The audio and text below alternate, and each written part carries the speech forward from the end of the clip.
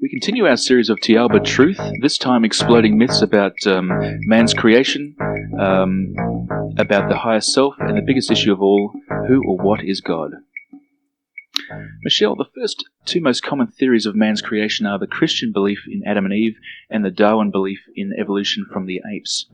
In your book, you say that, in fact, planet Earth was there was no creation in planet Earth. In fact, we were inhabited by humanoids who travelled from a dying planet, and we mentioned that on an earlier program. Can you please give us greater detail on Earth and, in fact, who was the first person to get here, or the first people? Yeah, the first person was Baccaratini, and they came from the planet, as just I say, Baccaratini. That planet was cooling down, and they had 500 years to organize everything and to evacuate most of people on another same category planet. It was a black rice on that planet who had a terrible catastrophe happening on their planet at that time, war, etc., the same rubbish we have a bit.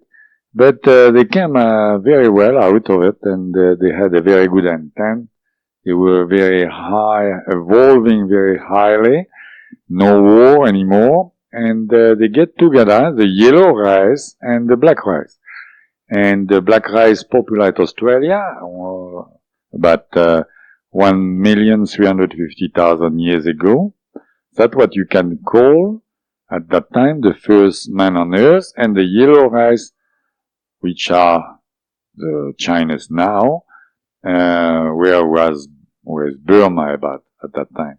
They came with very high technology, very great spacecraft, and they colonized our planet at that time. Okay? Now that's what's happened here.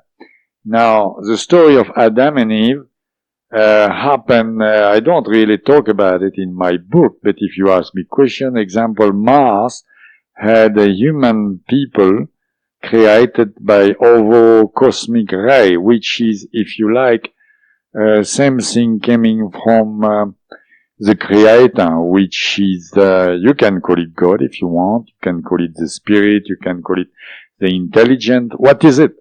What is God? Because in religion it's very easy, for that the religion is made, because with primitive people you can't tell them what really is that intelligence in the middle of the universe is an immense electronic mass. And nobody understood at that time what is an electronic mass. But if you make a picture of God, which is a big fellow like a father with a big beard, and say, hello, Michel, if you are a bad boy, you go in hell. So they understand that. Mm-hmm. But before the creation of the universe, if you ask me, that's what those people told me, and they tell me to explain, at the very, very, very beginning, a bit like the Bible say, by the way, it was the Spirit, God, whoever you want to call it, and the Spirit, being a spirit, couldn't have any sensation at all. Mm-hmm. Excuse me, but he was bored, if you like. He needed a sensation. So with his great intelligence and imagination, he created an instrument, which is a beautiful piece of work. It is our human body. You can't deny it's very, very good, because even with our technology, etc., we can't even do the third of it. Mm-hmm. So the nervous system, etc., you know now. So he created that instrument, and say, through that instrument, which we'll call the human body, right, the humanoid form, I will have sensation, putting a little part of my immense electronic mass, few electrons, which for it is few, but for us is a lot, because our astral body is made of more than 4 billion trillions of electrons. So he put a tiny part, those electrons, inside our physical body. Of course, how does that work? It works because God doesn't want, he wants sensation, but doesn't want any impurity. So God made a chain of sort of filters between it and us. those filters are different higher self. I think you heard about higher self. Higher self are a bigger mass of electrons, which is a bit like a filter, if you like, but also you can call in religion, you call that a guardian angel. And you came from a higher self, because a higher self is about 9 times, distribute 9 times on this planet, because it's different category planet, but our planet, a higher self, distribute the same higher self 9 times 4 billion trillions of electrons. Another word, distribute that to 9 different physical bodies coming from the same higher self on this planet. Also, the higher self got another nucleus of 9 times that, which it keeps for itself as an energy. So in other words, in a sense, the higher self gives away literally half of its own electrons to 9 human souls on this planet. If you go on the planet Yahuba, example, which is on the top, you are going to have 1 higher self per person. Okay, so just to confirm, planet Earth is at category 1, which is basically like kindergarten. Is that it's a kindergarten, yeah. And those people are the university. On category 1, category 9. On category 9. It is nothing pejorative, it's nothing to say, we are a bunch of idiots because you are in category 1. It doesn't work like that. You get great people, but you have to learn. It's not because a child is in a kindergarten, your grandson or your son or your daughter, whatever, is in a kindergarten, he's an idiot. No. He's in a kindergarten because he's young, he must learn how to do that and that and that, and then he will finish at the university. There's nothing wrong about that. People can say, oh, yes, but we are the kindergarten, we are nothing, or so. No. It's very important. Also, some people been in a different planet and came back in a kindergarten to learn something else or to help. It's a difference. It's very complicated when you look at it. It's more complicated than you think. But I like to give always very, very simple answer to make people understand. I think it's fair too, Michel. It's very hard for us on category 1 in our kindergarten mentality, with all due respect to my fellow humans out there. But the way I see it, I guess, is how can you ask an ant to understand the complexity of a human mind? And maybe we can use the same analogy. How can we, as mere mortal category 1 humanoids, understand the majesty of God or our higher self? Is that a fair It's very, analogy? very difficult. Also understanding, you should say, example, the reward, because example in religion they tell you, which is very, very primitive, but you go in hell or you go in paradise, okay? Hell doesn't exist first. Paradise, we can say it's existing because, example, also we have to say, what is your concept, your idea of the paradise? So for somebody is a lot of beer, somebody is many women, another person is flowers, music, depends what your idea of the paradise. So with, as you say, with our human attitude, we don't really can appreciate what is eternal happiness. It's very difficult. Okay.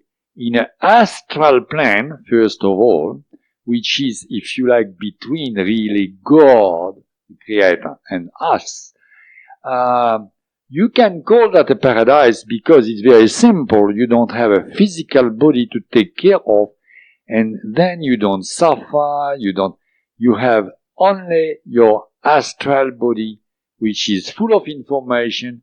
It doesn't have any need, and you are, if you like, in happiness. But to be in complete happiness is very, very, very difficult to understand that, because then we came at the part of the paradise, as you say. And to have a complete happiness, they told me, and everybody will tell you, you rejoin the source, you rejoin God. This is at the end of category 9, is that correct? And the category 9, you automatically rejoin the source, which is God. I have to tell you, frankly, for myself, I don't understand how I'm going to be happy, because I can't imagine. I can't imagine with my physical body what is. I saw Yahuba. I've been there. It's a beautiful, you dream about it. You would like to stay there all the time. It's marvelous. That is my idea of paradise. And it is not the paradise, it is not the end. You go up and you completely leave your physical body. But with our understanding, you are right, it's very, very difficult to imagine that. Now, to rejoin the source. And that's a complete circuit. We came from the source and we go back to the source. Go full circle. Mm-hmm.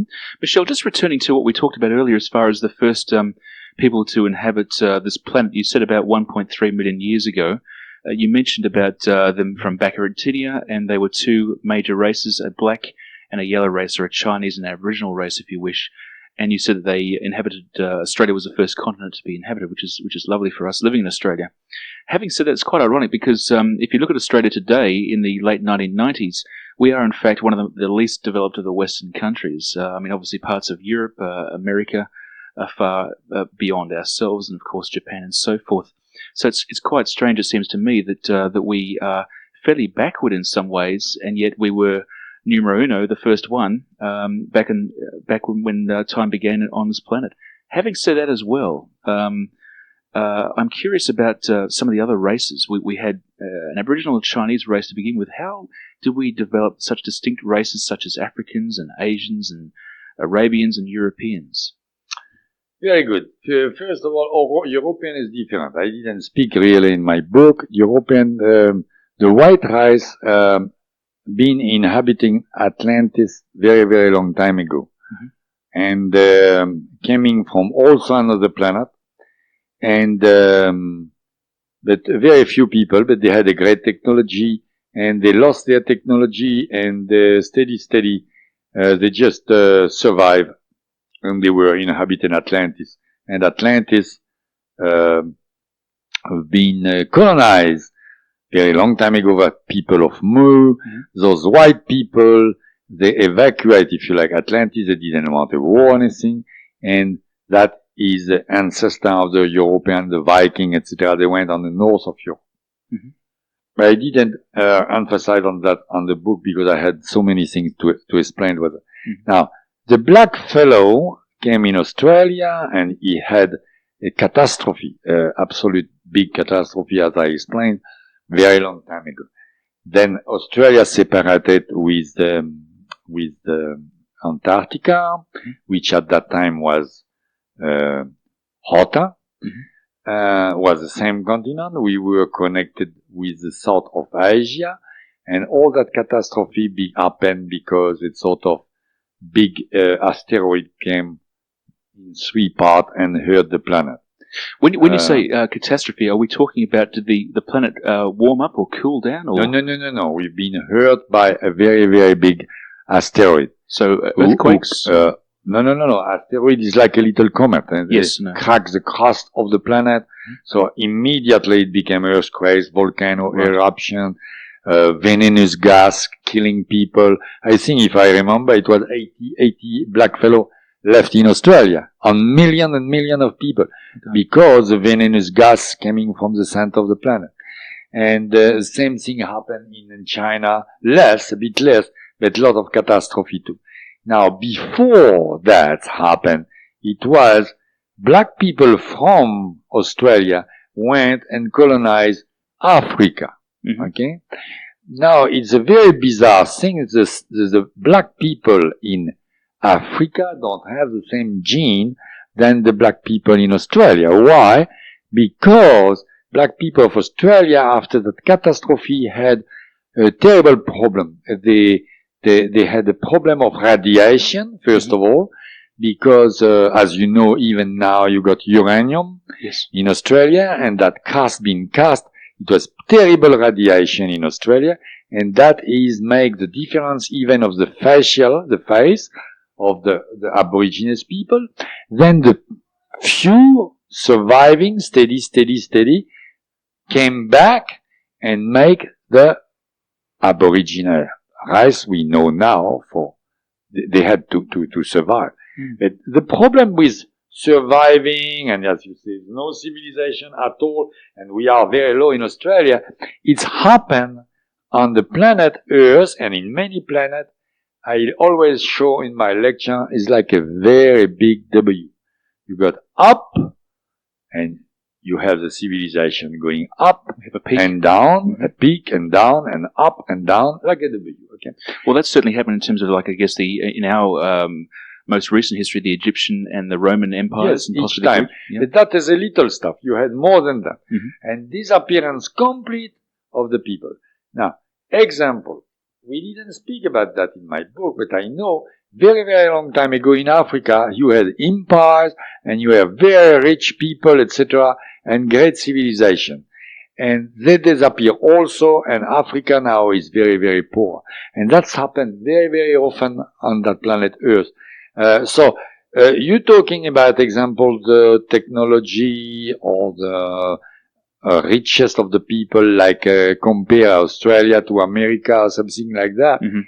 And it is totally normal. It's a part of the W, the peak and down. Right. Actually, I have to, I hope I don't upset you, but I don't agree with you if we are a bit low down, like you say, because maybe we are much evolved spiritually in Australia than other different countries. Yes, I was thinking materialistically. Yes, you think too materialistically. Mm. And also the message I bring is a message of remember your spirituality. Now, don't get me wrong, because many people ask me that question, say, okay, Michel, you came with a message, you say the money is not too good.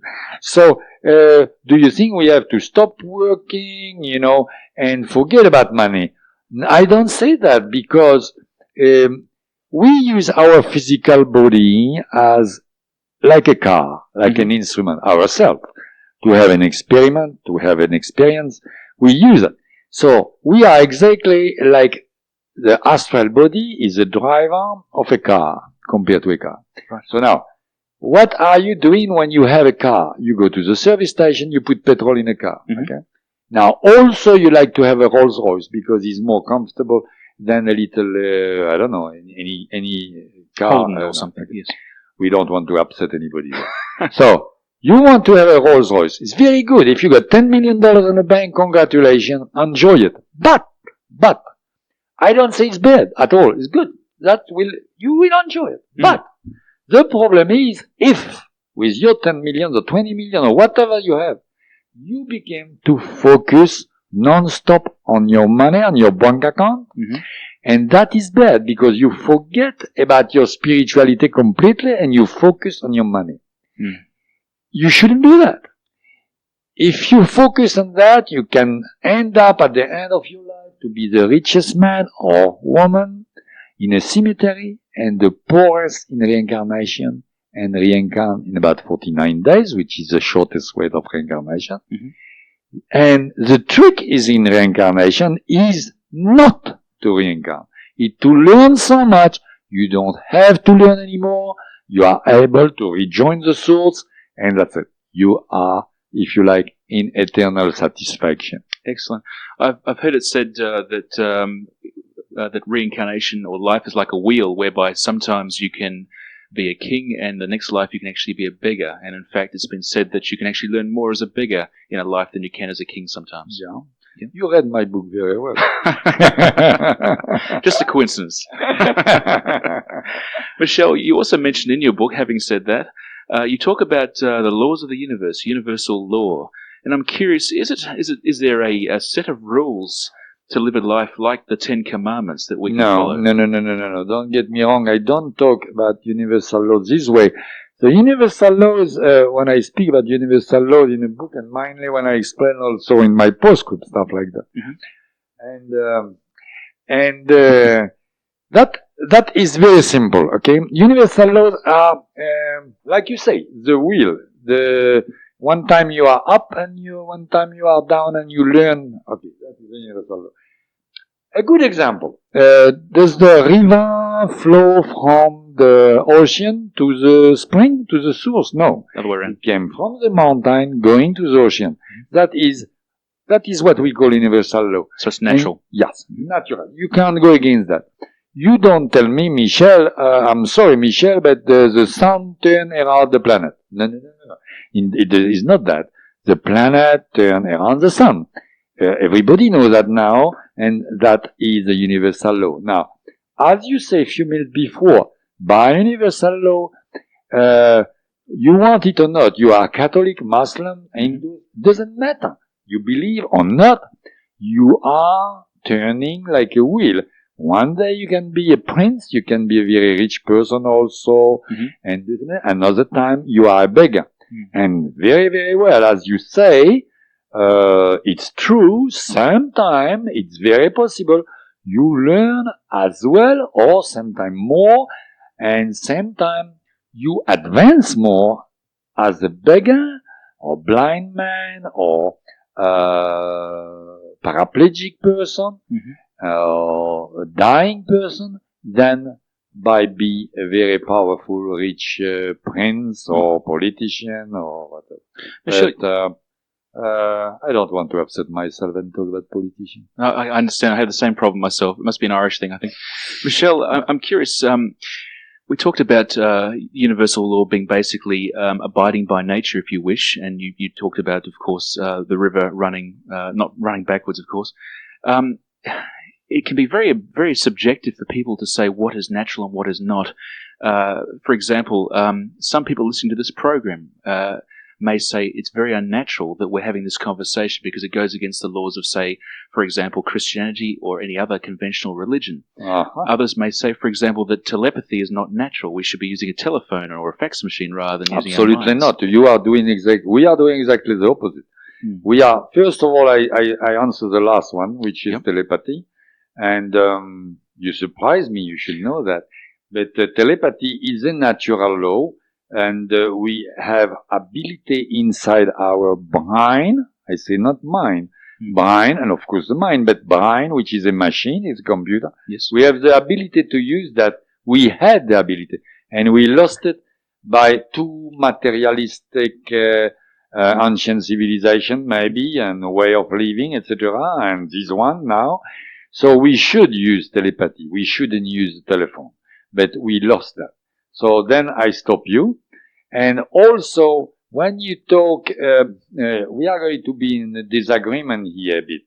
When you talk about the religion as, don't mix up the religion and the natural law. Because the religion is same thing which came and been grafted like everything, like superstition, like religions are something totally different of the natural law. You don't need any religion at all, any sect, anything, any party, anything at all. You are an individual person. You have, by law, by the way, by the natural law, by the universal law, by the will of the Creator, the God, you have your free will. And that is, I could use the word without talking about religion, sacred. We can use that word. That is very, very important. Imagine if God himself, we're not talking about any religion here, if God himself, call it the Creator, like that we will be sure we don't talk about any religion. If the Creator itself gave us a free will. He's the master, the guy who created us. If I say the guy, because I telephone him every day. So, the guy himself gave us our free will. Now, after that, if we mix a religion and a ritual and stuff like that, and brainwash, which happened many, many times, that's not our free will anymore. Then I will say the religion is going against the natural law, against the Creator. You don't have, as Tao says, you don't have any temple. You don't need any temple to communicate with God itself. You can do so inside yourself by meditation. You can contact the God. You can contact God if you want. You can call it everything you want. You can contact. Of course, it's much easier to contact your higher self. I always compare God, higher self, as, it's a very good example. I say in my lecture, I say, anybody in the room knows the name of the Minister of Education in Australia? And very few people know. And some very nice people and proud to know say, that, I don't even know the name myself, forgot, that Mr. X. I say, very good, congratulations. Did you have a lunch with him? I say, no. Do you know him personally? No. Okay. Do you go to the school to perfection yourself, adult education? Oh, yes. You have a teacher? Yes, what is his name? I say, it's John. Or Maria, or whatever. Oh, yes, John. Do you know John? You like John? I say, yes. That's your teacher. Do you see him every day? If you go to school. Oh, yeah, I see him. He's good. He look after you. Oh, yeah. Okay. So that same person doesn't know about the Minister of Education, but he is the Minister of Education. He has a role to play. It's exactly like God. Maybe and I don't blaspheme like people can think, because there's no blasphemy, because no religion here, okay? Sure. So it's by natural law. I don't address to God because he's at the other end. I don't call the Minister of Education because I want to know an information. I call my professor, my teacher. It's exactly the same stuff happen with your higher self. Your higher self is next to you. You can call it, if you want to follow an example of religion, your guardian angel. Your higher self can heal you. I mean, heal you. He can even heal a cancer. He can heal anything physical on you by his electron and his power in accord with your astral body, which is also a part of your higher self. It's a bit long to explain here, but it is very interesting of that, and I explain that all the time. It's very, very interesting to talk about it, because that is very important. You are not lost in the universe. You have your higher self looking after you, and the higher self came from God, and you came from God also, but you don't have any religion in a business. If you want to go to the church, good for you, because it is your free will. Michel Desmarques didn't say, don't go to the church, because that's up to you. Sure. Michel Desmarques say, you have your free will. Michel Desmarques say nothing, by the way. Michel Desmarques say nothing. Those people told me to repeat you that, and I repeated information I received from them, and I can tell you, when you see those people become even invisible in front of you, you believe it. I think where I'm coming from too, Michel, the question I have is, we talked about natural law, about universal law following nature. For me, my question is subjective in the sense that some people are going to say, by taking X road, that's unnatural, whereas for others they'll say it's natural. For the actual individual that's listening to our program today, how will they know in their mind that the course I'm taking in my life is the natural process? In other words, be them, in their business or in their leisure, even sexual practices. How will they know what is the right thing to do if there's no, commandments as such laid down? Do they have to meditate, discuss it with their higher self? What's the best road, do you think? No, it's a very good question. Actually, congratulations. It's not too many people bringing that part. You have to follow your heart, if you like. You follow what you think is good for you. It's a part of the school. Before the time you came, it's too long to explain that. I explain that each time I need a board in my lecture, because I explained that on a board, on a whiteboard. When we were kids, it was a blackboard anyway. The whiteboard, I explained the higher self before you came on earth in this physical body. The higher self and yourself choose your life. And then you go on in your life, but also you arise. Everything by natural law is arise in your mind, if you like, in your electrons. You don't remember why you came here, to learn what, and that is a difficulty. It would be marvelous if you remember what I have to do, what is my job to do to learn something. So it's a bit of a random test, if you like. But of course, if you think, I give you a stupid little example. If you think it's good to take a lady crossing the street because that lady, an old lady, she can have an accident, you think that's good, okay? Now, do you think, or it's good, I'm going to push that lady when the car is passing by under the car? Oh, that sounds terrible. Maybe you are that person, you push the lady under the car. So, that's up to you to judge. If you think it's good to push the lady to kill somebody, that's up to you.